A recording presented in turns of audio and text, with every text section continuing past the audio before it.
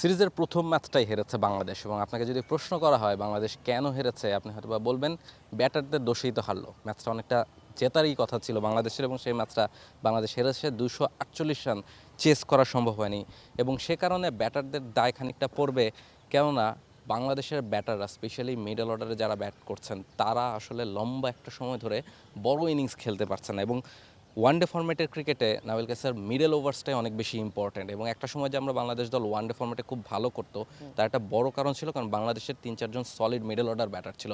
সেই সময় মুশফিকুর রহিম, সাকিব আল হাসান, মাহমুদুল্লাহ রিয়াদ তারা ছিলেন কেউ না কেউ প্রতিদিনই একটা বড় ইনিংস খেলতেন এবং সে কারণে মিডল ওভারটা বাংলাদেশ খুব ভালো রিকভার করতে পারতেন এবং এই মুহূর্তে বাংলাদেশের অবস্থানটা ঠিক তার বিপরীত। বাংলাদেশের এই মুহূর্তে মিডল অর্ডারে সেমন কোনো সলিড ব্যাটার নেই বা যারা আছেন তারা আসলে বড় ইনিংস খেলতে পারছেন না। সে কারণে বাংলাদেশ মিডল ওভারে গিয়ে স্ট্রাগল করছে এবং শেষ দিকের 6-7 নম্বর ব্যাটারদেরকে অনেক দ্রুত নামতে হচ্ছে, ফলে তারা আসলে তাদের কাজটা ঠিকঠাক করতে পারছেন না। এইটা থেকে বেরিয়ে আসার উপায়টা কি? এবং বাংলাদেশের যে ব্যাটসম্যানদের কথা বলছিলাম, শান্তর কথা বলেন, লিটনের কথা বলেন, হৃদয়ের কথা বলেন, তারা কেউ যে বড় ইনিংস খেলতে পারছে না এবং লম্বা সময় ধরে বড় ইনিংস খেলতে পারছে না, এটাই কি এখন ওয়ানডে ফরম্যাটে বাংলাদেশের জন্য সবচেয়ে বড় দুশ্চিন্তার কারণ কিনা? ধরুন এই সিরিজ শুরুর আগে আমরা দেখেছি বিভিন্ন সংবাদ মাধ্যমে, গণমাধ্যমে যে মুশফিকুর রহিমকে মিরাজ ফেরাতে চান। এর কারণ কি? একজন ক্রিকেটার রিটায়ার করে গেছেন, তাকে আপনি ফেরাতে চাচ্ছেন 27 বিশ্বকাপ সামনে রেখে। সেটাই আসলে বলে দেয় যে দলের মিডল অর্ডারটা এখনও পর্যন্ত স্টেবল না, সেই জায়গায় এক্সপিরিয়েন্সের কিছুটা কমতি দেখা যাচ্ছে। সে কারণেই লিটনকে ফেরানো হয়েছে। লিটন তার 100তম ওয়ানডে খেলতে নামছেন, 18 ম্যাচ ধরে তিনি কোনো 50 করছেন না। শান্তর কথা যদি বলেন, লিটন টি-20 ক্যাপ্টেন, শান্ত টেস্ট ক্যাপ্টেন। শান্তরও কিন্তু গেল 13 ম্যাচ ধরে কোনো 50 নাই এবং এই দুজনের গেল এই 13 ম্যাচ এবং 18 ম্যাচ ধরে গড় কিন্তু 20-এর কম। আপনি যদি আফিফের কথা বলেন, কয়েকটা ম্যাচ তিনি সুযোগ পেয়েছেন, তারও 16-17টা ম্যাচ ধরে কিন্তু কোনো 50 নাই।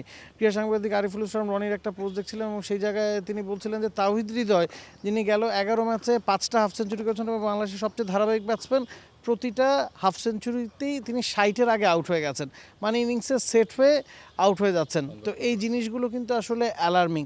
248 রান চেস করতে নেমে আপনি শেষ 15 ওভারে 90 রান দরকার, হাতে 5টা-6টা উইকেট আছে, তখন আপনি ম্যাচ জিততে পারছেন না।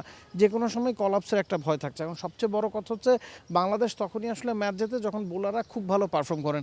গেল ম্যাচে কি বোলাররা ভালো পারফর্ম করেছেন? হ্যাঁ করেছেন, 247 রান খুব বেশি রান ছিল না। এখনকার মডার্ন এরার ক্রিকেটে 50 ওভার্স ম্যাচে 248 রান খুব কোনো ধরনের উইকেটে খুব বেশি কিছু না আসলে। তারপরে যখন আপনি চেস করতে পারছেন না বা মিড ইনিংসে আমরাও কথা বলছিলাম যে ম্যাচটা বাংলাদেশ হেরে যেতে পারে, এর কারণ হচ্ছে বোলাররা মানে পার্স করে হয়তো নিউজিল্যান্ডকে আটকেছে।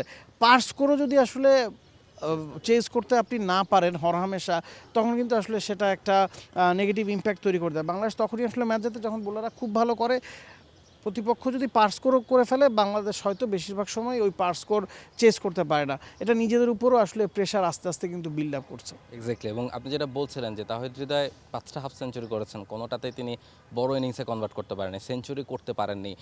তানজিদ তামিম পাকিস্তানের বিপক্ষে সিরিজে একটা সেঞ্চুরি করেছেন, অথচ তার আগে প্রায় 1 বছরেরও বেশি সময় মাঝে বাংলাদেশের কোনো ব্যাটার ওয়ানডে ফরম্যাটে সেঞ্চুরি করতে পারেননি। শেষ 2025 চ্যাম্পিয়ন্স ট্রফিতে তাহিদ হৃদয় একটা সেঞ্চুরি করেছিলেন। মানে দেখা যাচ্ছে যে আমরা আগে কি হিসাব করতাম মাঝে যখন 2016, 17, 18তে যে প্রত্যেকজন ব্যাটার বছরে 2-3টা করে সেঞ্চুরি করছেন, দলের সেঞ্চুরিতে আরও অনেক বেশি থাকতো এবং এখন হচ্ছে বছরে পুরো দল মিলে একটা সেঞ্চুরি করতে পারছে না। ফলে বড় ইনিংস খেলার যে ক্যাপাবিলিটি, সেই জায়গাটাতেই আসলে বাংলাদেশের এই মুহূর্তে সবচেয়ে বড় ঘাটতি। লিটন বলেন, হৃদয় বলেন, শান্ত বলেন, প্রত্যেকেই ভালো স্টার্ট পাচ্ছেন, কিন্তু সেই স্টার্টগুলোকে বড় ইনিংসে কনভার্ট করাটা এই মুহূর্তে সবচেয়ে বেশি ইম্পর্টেন্ট। বাংলাদেশকে সিরিজ জিততে হলে শেষ দুটো ম্যাচ জিততে হবে এবং শেষ দুটো ম্যাচ জিততে হলে বাংলাদেশের ব্যাটারদেরকে খেলতে হবে বড় ইনিংস, তাহলেই জেতা যাবে সিরিজ, নিউজিল্যান্ডকে হারানো যাবে।